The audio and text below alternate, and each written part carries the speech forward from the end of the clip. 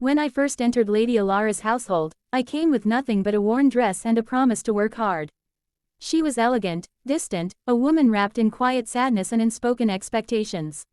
I was just the maid who lit her lamps, arranged her flowers, and learned the rhythm of her footsteps long before I learned the sound of her voice. At first, she barely looked at me. But then there were small moments, her hand brushing mine when I poured her tea, her gaze lingering a second too long when I braided her hair. I felt something in those silences, something warm, something I dared not name. I told myself it was nothing. A maid doesn't fall in love with her lady. And a lady certainly doesn't look at her maid the way she looked at me. But every night, when I covered her with a blanket she had kicked away in her sleep, she would whisper my name as if it had been hiding on her tongue all day. I pretended not to hear. I didn't want to believe what my heart already knew.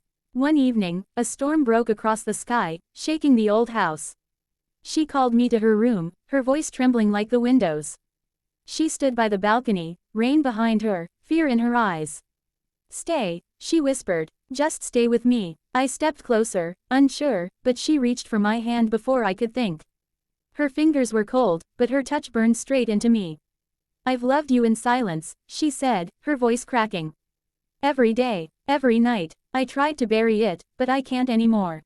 I felt the world pause. No rules, no class, no distance, just us.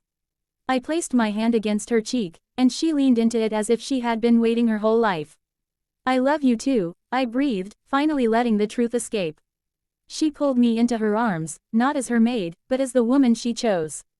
The storm outside raged on, but inside, everything softened. And for the first time, she kissed me with all the love she had tried so hard to hide. Her silence ended that night. And our story began.